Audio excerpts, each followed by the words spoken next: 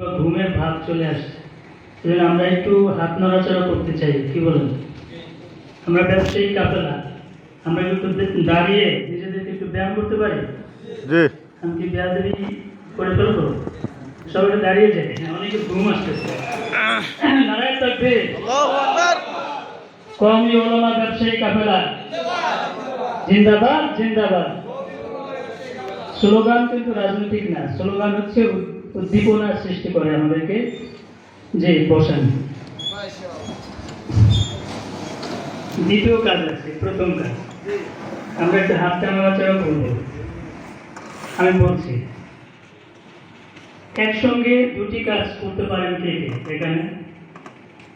একসঙ্গে দুটি কাজ এমন কেউ নাই যে একসঙ্গে দুটো কাজ করতে পারেন? কে কে? কারো সাহস নেই? এত বড় ব্যবসা করছেন আপনারা, মাদ্রাসা রেখে, কেউ মসজিদ রেখে, কেউ সংসার রেখে চলে যান অনেক দূর।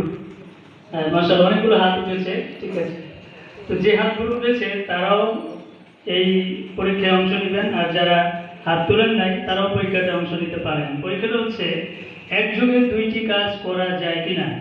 আমি পরীক্ষাটা দিচ্ছি। এক হাত উঠান, উঠিয়ে এভাবে গোল করেন সবাই, বৃত্ত আকার।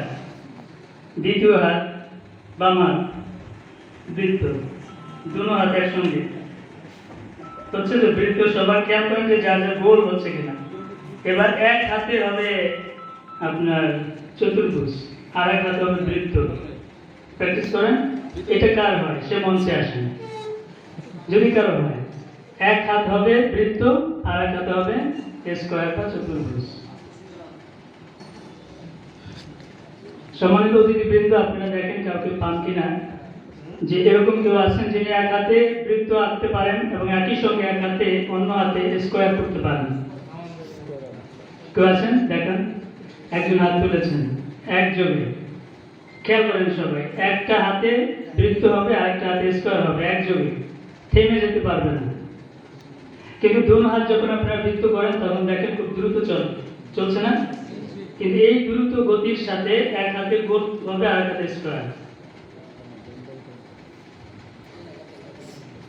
একটু প্র্যাকটিস করেন। যারা হাত নড়াচ্ছেন না তারা পুরস্কার থাকবে যদি কেউ পারেন।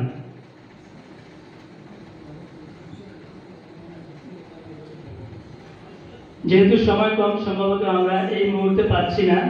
যদি কেউ পারেন কোনোদিন কখনো আমার সঙ্গে যোগাযোগ করবেন, আমি পুরস্কার দেব ইনশাআল্লাহ। তাহলে বুঝতে পারলাম যে একযোগে এক তালে সমান তালে দুটি কাজ করা সম্ভব না, যেটা আপনারা প্রথমে ভেবেছিলেন। হাত তোলেন না কেউ, কিন্তু আমি যখন একটু আপনাদেরকে উস্কানি দিচ্ছিলাম তখন আপনারা মানে নিজেদেরকে একটু জিদ করে হাত তুলছিলেন যে হ্যাঁ আমি তো পারি। কিন্তু পারতপক্ষে দেখা গেল যে সমান তালে একযোগে কেউ দুটি কাজ করতে পারে না। যখনই দুটি কাজ করে তখনই একটার মধ্যে সমস্যা হয়। যেমন উদাহরণ দিতে পারেন যে আমি তো রাস্তা পার হই, মোবাইলেও কথা বলি, রাস্তাও পার হই। বলেন তো এখানে কোনোটা কি সমান তালে চলে? কোনো একটা বিঘ্ন হয়, ফলে অ্যাক্সিডেন্ট হয়। তো যাই হোক, আমরা যারা ব্যবসা করব, যখন ব্যবসা করব অবশ্যই পরিপূর্ণ মনোযোগ দিয়ে করব, এবং হয়তো বা আপনারা করছেন, ফলে সাফল্য আপনাদের সামনে অপেক্ষমান। আমি সংক্ষিপ্ত কথা বলে শেষ করব। করোনার সময় আমি কিছু ব্যবসার সঙ্গে জড়িত হয়েছিলাম। যদিও ব্যবসা করতে অনেক ইতস্ত বোধ করে, মনে করি এটা দুনিয়াবি কাজ, কিংবা মনে করে আমার মান সম্মান শেষ। কোনো ইমাম কিংবা কোনো শিক্ষক এটা মনে করতে পারেন। তো সেই সব আমার মধ্যে এসেছিল। আমি একটা মাদ্রাসা পরিচালক, আমার অনেক ছাত্র বিভিন্ন জায়গায় আছে, ইমাম, খতিব, এটা সেটা। আমি কি ব্যবসা করব, দোকান করব, মানুষ কি বলবে, এরকম একটা মানসিকতা আমার ছিল। এই মানসিকতা ঠিক কি ব্যাচিক সেটা আমি জানি না, সেটাকে তাড়িয়ে আমি ব্যবসা করেছি। এবং যখন মাদ্রাসা শুরু হয়েছে তখন আবার আমি ব্যাক করেছি মাদ্রাসায়, যেটা একটু আগে আলোচনা হইল। যারা ফেরত গেছেন তাদেরকেও ধন্যবাদ। ফেরত গেল পুরোপুরি যায় নাই, কারণ ওই দোকান আরেকজন কাছে দেওয়ার পরে সেটা আর ভালো করে চলছে না। এখন কাস্টমার আমাকে খুঁজে। বলেন তো কেন খুঁজে? শুধু আমাদের লেবাস এবং সততা, বিশ্বস্ততা, যেটা আলোচনা হয়েছে, এই দুটো সিফত হাদিসেও আছে, আমরা সবাই জানি। এটা যদি থাকে তাহলে তার ব্যবসা কেউ ঠেকাতে পারবে না। কিন্তু অতীব দুঃখের বিষয়, আমাদের অনেক লেবাসদারীরাই এটা ঠিক রাখতে পারেন না। ঠিক কি ঠিক বলেন? যদি কওমি উলামা ব্যবসায়ী কাফেলা এই ধরনের প্রোগ্রাম অব্যাহত রাখে এবং আমরাও ব্যাপকভাবে অংশগ্রহণ করি মাঝে মধ্যেই, তাহলে এই ধরনের আলোচনা হবে এবং সততা ও বিশ্বস্ততা আমাদের মধ্যে অটুট থাকবে। তা না হয় সমাজের বেশিরভাগ লোক মিথ্যা এবং ধোঁকাবাজি, যেটা বলছিলেন আবুল কালাম আজাদ সাহেব, এই দুটো এখন ব্যাপকভাবে মহামারী আকার ধারণ করেছে। ফলে আমরা ক্রেতারা সবাই প্রতারিত। সেই প্রতারণা থেকে মানুষকে বাঁচাতে, নিজেরা বাঁচতে এই ধরনের প্রোগ্রামে এসে আমাদেরকে সততা এবং বিশ্বস্ততায় টিকে থাকার প্রতিজ্ঞা করতে হবে। আমরা সবাই রাজি আছি তো ইনশাআল্লাহ। আরো অনেকগুলো বিষয় আপনারা জানেন, ইউটিউবের সময় যে যেটা করতে চায় সেটা ইউটিউবে খুঁজলে পেয়ে যায়। তো আপনারা হয়তো এই সন্ধানেই এই কওমি উলামা ব্যবসায়ী কাফেলার সন্ধান পেয়েছেন অনলাইন প্ল্যাটফর্ম। এখানে আমি দেখলাম প্রায় 1 লাখের কাছাকাছি মেম্বার এটার আছে। আমার ধারণা ছিল এখানে উচ্চ পড়া ভিড় হবে, কিন্তু করোনার পরে এটাও সত্য যে অন্যান্য কেউ প্রোগ্রাম করে সমাগম করতে পারে না, সেই তুলনায় এখানে অনেক উপস্থিতি। যাই হোক, আপনারা যে এসেছেন তাতেই প্রমাণ বহন করে যে আপনারা আসলে সফল হবেন। এত কিছুর পরও এই দুর্যোগে 500 টাকা রেজিস্ট্রেশন ফি দিয়ে এ ধরনের প্রোগ্রাম করতে আসা মানে আপনার মধ্যে প্রচন্ড আগ্রহ কাজ করছে এবং আগ্রহী আপনাকে সাফল্যের দোরগোড়া পৌঁছে দেবে ইনশাআল্লাহ। অবশ্যই প্রতিমধ্যে কিছু সমস্যা, সেগুলো খেয়াল রাখতে হবে। একটা হচ্ছে পাশের লোকে কিছু বলে, আপনাদের কেউ বলে কিনা? বলে। কেউ না বলে মন কিন্তু বলে না। আসলে পাশে তাকিয়ে দেখেন, কেউ বলে না, বেশিরভাগ বলে কে? নিজের মনে। তুমি হুজুর, তুমি ইমাম, তুমি সেই, তুমি ব্যবসা করো, তুমি বোঝা হাতে নিছো, ব্যাগ হাতে নিছো, আরে মাথায় নিছো, কল্পনাই করা যায় না। তা আপনারা খবর নিয়ে দেখেন, যেই সফল হয়েছে সে ওই পণ্যকে, প্রোডাক্টকে যদি নিজে ভালো না বাসে, ওটা দিয়ে সে কখনোই জয়লাভ করতে পারবে না।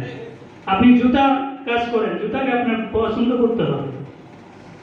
আর যদি সে পণ্যটা কাপড় হয় কিংবা আরো ভালো কিছু হয়, তাহলে তো কোনো কথাই নেই। এজন্য আমাদের ভুল কোন কোন জায়গায় পথ চলতে গিয়ে সেগুলো ফাইন্ড আউট করতে হবে। আমি কয়েকটা বিষয় নিয়ে দিচ্ছি, যদিও এখানে অনেক বড় বড় অতিথিরা আছেন, তারা কথা বলবেন। সবচেয়ে বড় সমস্যা এই যে আমাদের পাশে লোকে কিছু বলে আর মানুষ লেনদেন ঠিক রাখে না। আমি যতটুকু 2 বছর অভিজ্ঞতা পেলাম, আমি পরীক্ষামূলক কয়েকজনকে টাকা দিয়েছি, ব্যবসায় দিয়েছি এবং ঋণও দিয়েছি। কেউ কথা রাখে না, কেউ ঠিক মতো কথা রাখে না। এটা অনেক বড় বিষয়, এটা রাখা দরকার আমাদের। হ্যাঁ, ইল্লা মাশাআল্লাহ আলেমদেরকে পেয়েছি যারা কথা ঠিক রেখেছেন, কিন্তু সব আলেম না। আমাদের মধ্যে যারা লেবাসধারী তাদের সবাই কিন্তু কথা ঠিক নেই। এই জায়গাটাতে ফলস করলে আমরা ব্যবসা আগাতে পারবো না। তো যাই হোক, দুটো বিষয় আমি ইঙ্গিত দিয়েছি। একটা হচ্ছে পাশের লোকে কিছু বলে, আর একটা হচ্ছে সততা, লেনদেনটা ঠিক রাখা। তো আমরা ঠিক রাখবো ইনশাআল্লাহ। যদি না পারি সময় নিব বা ফোনে কন্ট্যাক্ট রাখবো। অনেক সময় আমরা যোগাযোগ করি না, মোবাইল বন্ধ রাখি, ফোন ধরি না। এগুলো ব্যবসায় কখনোই সফলতা আনবে না। সমস্যা হতেই পারে, আপনি প্রোডাক্ট পান নাই, সময় মতো সাপ্লাই দিতে পারছেন না, তার সঙ্গে কথা বলেন, যোগাযোগ রাখেন, তখন সে আপনার প্রতি আস্থা থাকবে। তো কয়েকটি বিষয় বলছি। এক, ভালো মানুষ হতে হবে, ব্যবসায়ী হতে হলে। আমরা সবাই লেবাসে ভালো, কিন্তু লেনদেনে সবাই ভালো না। আমাদেরকে ভালো হতে হবে, সবকিছু গুছানো রাখতে হবে। 2, প্রতিটি জিনিসের হিসাব রাখতে হবে, বিবরণ লিখে রাখতে হবে, কার সঙ্গে কবে কি লেনদেন হয়েছে, কাকে কখন কি দেওয়ার কথা ছিল সব। 3, প্রতিযোগিতা কোন জায়গায় সেটা চিহ্নিত করতে হবে। আমি যে মাঠে নেমেছি, আমার প্রতিদ্বন্দ্বী কারা, সহযোগী কারা, এগুলো আমাকে বুঝতে হবে। আমার প্রোডাক্ট আশেপাশে কোথায় আছে, কেমন আছে, আমারটা কেমন মানুষ নেবে, সেটা বিষয়ে প্রতিযোগিতার বিষয়গুলো আমাকে ফাইন্ড আউট করতে হবে। আর পরিকল্পনা সুন্দর করে তারপর বাস্তবায়ন করতে হবে। 4, ব্যবসার ঝুঁকি আছে। চাকরিতে তেমন ঝুঁকি নাই, চলে গেলে আরেকটা পাবেন, কিন্তু ব্যবসা করলে পুঁজি শেষ হয়ে যেতে পারে। তো ঝুঁকি বুঝতে হবে, ঝুঁকি নিতে হবে, সাহস করতে হবে, ঝুঁকি থেকে বাঁচার জন্য অভিজ্ঞ লোকদের সাথে পরামর্শ করে চলতে হবে। 5, সৃজনশীলতা আনতে হবে। যেমন এই যে ভাই জুতা বানান, নিশ্চয়ই তার জুতায় কিছু ব্যতিক্রম বিষয় আছে। আপনারা কি কখনো লক্ষ্য করেছেন বাটা কিংবা বিখ্যাত কোম্পানির পণ্য কেন বেশি চলে? কেউ কি বলতে পারবেন? আমি পরীক্ষা করে দেখেছি। আপনি কম দামের একটা জুতা পায়ে দেবেন, দেখবেন পায়ে ব্যথা লাগে, খসখস করে। দামি একটা জুতা পরেন, কোনো ব্যথা নাই, হেঁটে যান, কিছু হবে না, আরাম লাগবে। আর এখন তো থেরাপি জুতাও বের হয়েছে। সুতরাং পণ্যের গুণগত মান বৃদ্ধি করতে হবে এবং শ্রেষ্ঠত্ব আনতে হবে। বাজারে 8-10টা যেটা আছে, আমারটা সেরা, এইটা নিজের মধ্যে কনফিডেন্স আনার জন্য কাজ করতে হবে। যেমন উদাহরণস্বরূপ আমি বলি, আমি মধুর বিক্রয় করতাম, আমার বাবা মধুর ব্যবসায়ী। সেই সুবাদে হয়তো পৈতৃক ভাবে আমরা ধরে রাখতে চাই কিংবা কোনো কারণে আছে আলহামদুলিল্লাহ। তো কিভাবে বিশ্বস্ততা আনবো? মধুর ক্ষেত্রে সবচেয়ে বেশি যেটা মানুষ হুজুরদের থেকে কেনে, কেন মনে করে এই হুজুর 2 নম্বরে করবে না। তো শুধু হুজুর দেখেই এটা যথেষ্ট নয়, কোন সোর্স থেকে মধুটা আসে সরাসরি সেই সোর্স থেকে মাধ্যম ছাড়া যদি আনতে পারেন তাহলে আপনার মধুর ব্যবসায় সফল হবে। তো এই জন্য পণ্যের মান বজায় রাখার জন্য, পণ্যের মান বৃদ্ধির জন্য সৃজনশীলতা আনতে হবে। 6, যেই ব্যবসাটা ধরবো ওটা শেষ দেখে তারপর আরেকটা যাবো, কয়দিন এটা তাহলে কিন্তু হবে না। ভেবে চিন্তে একটা ধরবো, ধরার পরে শেষ দেখবো, তারপরে ইনশাআল্লাহ সফলতা আসবে।